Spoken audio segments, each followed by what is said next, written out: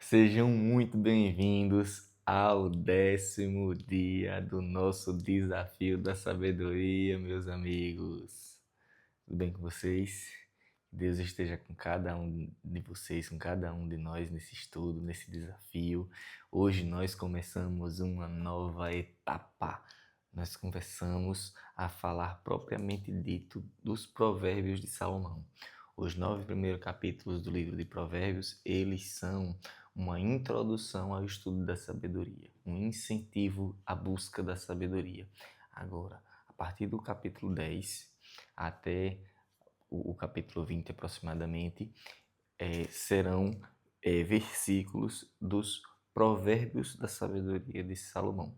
Então, eles muitas vezes por si só são autoexplicativos. Então, nós vamos apenas ler o versículo e eu convido vocês a comentar, né, colocar nos comentários aquele versículo ou aquela parte da leitura que tocou você, que fez sentido para você, aquela que você quer fazer um comentário, que você quer encaminhar para alguém.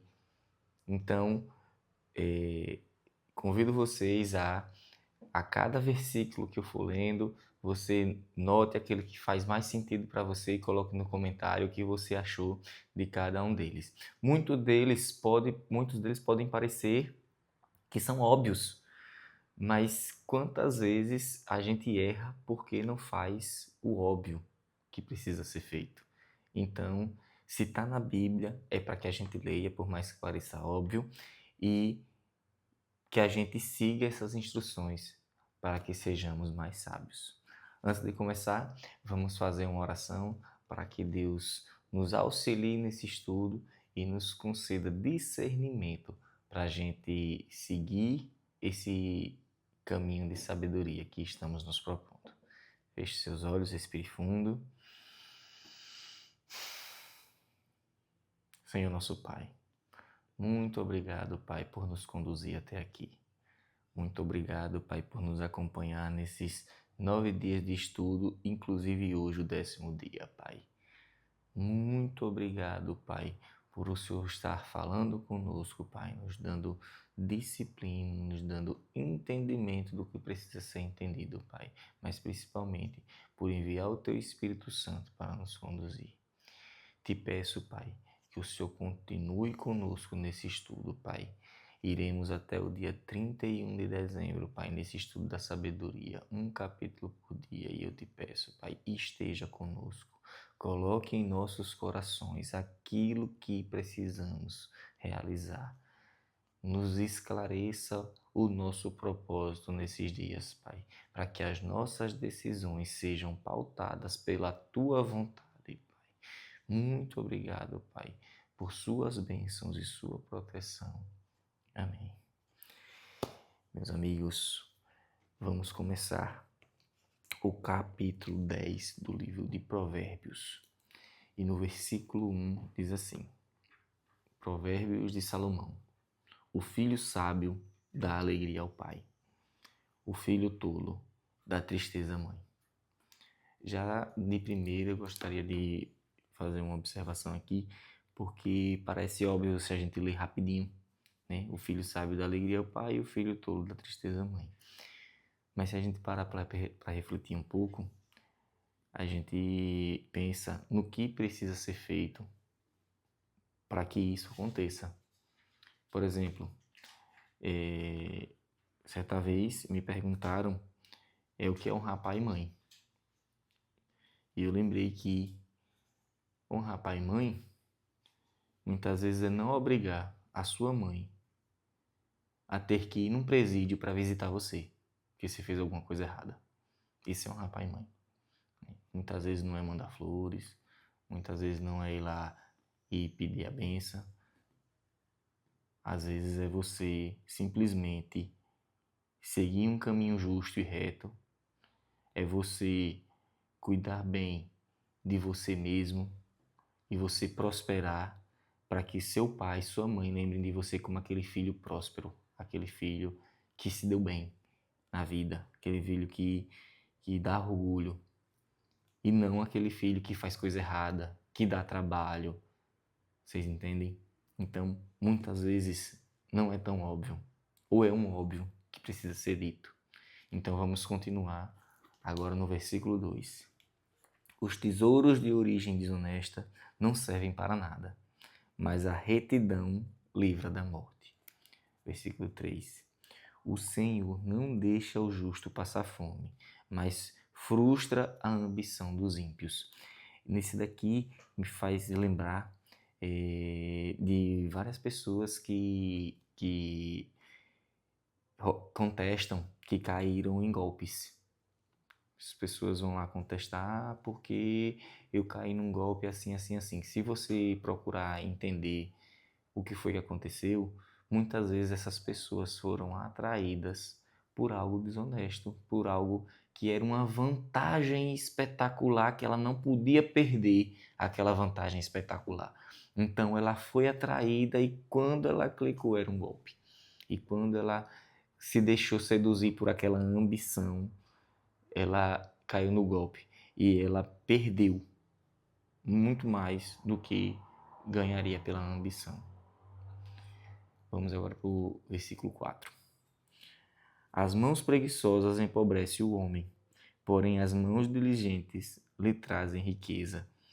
Aqui fala sobre a questão da pessoa buscar, da pessoa ser interessado em fazer, em realizar, e não ficar só esperando que as coisas aconteçam em sua vida.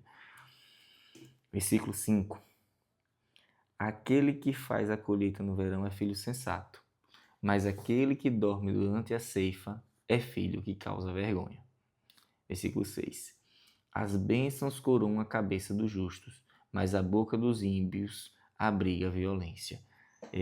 Nesse versículo 6 é interessante porque tem gente que, por uma questão de inteligência emocional, não tem um filtro entre o que pensa e o que fala. E muito pior do que isso, tem em sua mentalidade uma mentalidade de ofensa. E às vezes ela ouve alguém falando alguma coisa e imediatamente já dispara uma crítica, já dispara uma ofensa, já dispara uma mangação. E isso atrai para essa pessoa violência, desprezo e sentimentos de repúdio por quem está perto dessa pessoa. Então, busquem evitar serem essas pessoas, esses ímpios que falam bobagem, que falam ofensas. Vamos para o versículo 7. A memória deixada pelo justo será uma bênção, mas o nome dos ímpios apodrecerá. Versículo 8. Os sábios de coração aceitam mandamentos, mas a boca do insensato leva à ruína. 9. Quem anda com integridade anda com segurança, mas quem segue veredas tortuosas será descoberto. Esse versículo 9, ele é interessante porque algumas pessoas elas pensam que o que elas estão fazendo de errado ali ninguém vai saber, ninguém vai dizer nada, ou que ninguém vai descobrir, mas é certo que ninguém esconde nada debaixo do céu, em cima da terra. Ninguém esconde nada. Uma hora será revelado e essa hora ela ensejará em vergonha e em prejuízos para essa pessoa. Versículo 10. Aquele que pisca maliciosamente causa tristeza, e a boca do insensato leva à ruína. 11. A boca do justo é fonte de vida, mas a boca dos ímpios abriga a violência. 12. O ódio provoca dissensão, mas o amor cobre todos os pecados. 13. A sabedoria está nos lábios dos que têm discernimento, mas a vara é para as costas daquele que não tem juízo.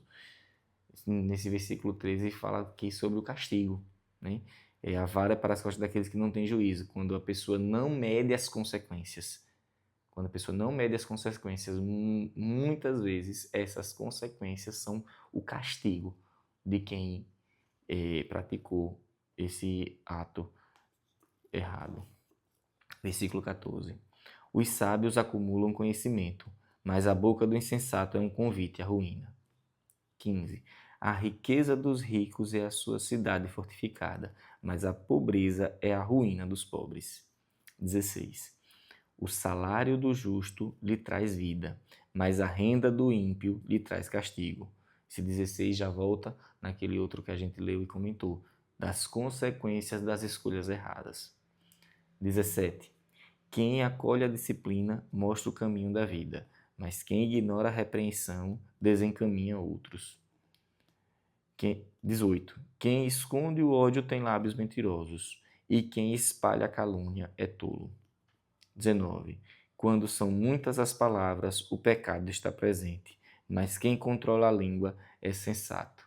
Muitas vezes você vê aquela pessoa que fala, muitas vezes ela fala e ali, naquelas tanto de achismo de dentro dela, podem sair diversas palavras de ofensa, diversas palavras de desamizade entre as pessoas. Então, busque ser uma pessoa ponderada, pensar no que você está querendo dizer, que você busque ser uma pessoa mais comedida, organizada no pensar e no falar. Versículo 20. A língua dos justos é prata escolhida, mas o coração dos ímpios quase não tem valor.